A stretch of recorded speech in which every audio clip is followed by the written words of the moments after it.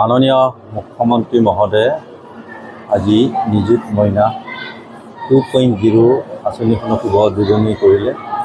সুৰেণ দাস মহাবিদ্যালয়ৰ এই স্বায়ত্তশাসিত এই মহাবিদ্যালয়ৰ পৰা প্ৰত্যক্ষভাৱে মুখ্যমন্ত্ৰী মহোদয়ৰ এই শুভ উদ্বোধনী অনুষ্ঠানত উপস্থিত থাকি সুৰেণ দাস মহাবিদ্যালয়ৰ ছাত্ৰ ছাত্ৰীৰ মাজত প্ৰপত্ৰ বিতৰণ কৰা যে কাৰ্যসূচী সমাপন কৰিলোঁ আৰু মুখ্যমন্ত্ৰী মহোদয়ৰ বক্তব্যই প্ৰতিগৰাকী ছাত্ৰীৰ অন্তৰ চুই যোৱা এটা বক্তব্য ৰাখিছে। প্ৰত্যেকগৰাকী ছাত্ৰীয়ে উপকৃত হ'ব আৰু নিযুত মইনা আঁচনিখনৰ জৰিয়তে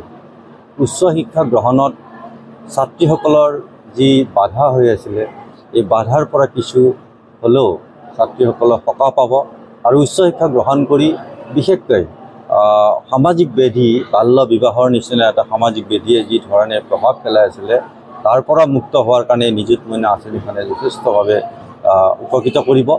আৰু অসমৰ মাননীয় মুখ্যমন্ত্ৰীৰ যি আশা যি সপোনেৰে এই আঁচনি ৰূপায়ণ কৰিছে। আজি প্ৰতিখন মহাবিদ্যালয়ৰ লগতে হাজো সুৰেণ দাস মহাবিদ্যালয়ৰ ছাত্ৰীসকলে যথেষ্ট আনন্দিত হৈছে আৰু যথেষ্টভাৱে ইয়াত উপস্থিত আছে আৰু এই আঁচনিয়ে এই অঞ্চলৰ অনগ্ৰসৰ পৰিয়ালৰ ছাত্ৰীসকলক শিক্ষা জীৱন আগুৱাই যোৱাৰ ক্ষেত্ৰত বিশেষভাৱে অৰিহণা যোগাব আৰু মই মহাবিদ্যালয়ৰ অধ্যক্ষ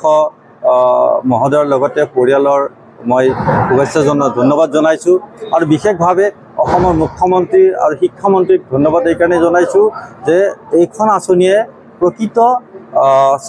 দুখীয়া ছাত্ৰীসকলৰ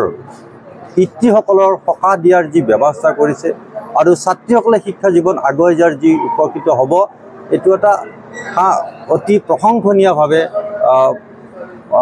সমাজৰ আজি আগত দাঙি ধৰিছে। গতিকে মাননীয় মুখ্যমন্ত্ৰী শিক্ষামন্ত্ৰী মহোদয়কো মই এই আঁচনিৰ জৰিয়তে এই শুভ উদ্বোধনী কাৰ্যসূচীৰ জৰিয়তেও মই ধন্যবাদ জ্ঞাপন কৰিছোঁ।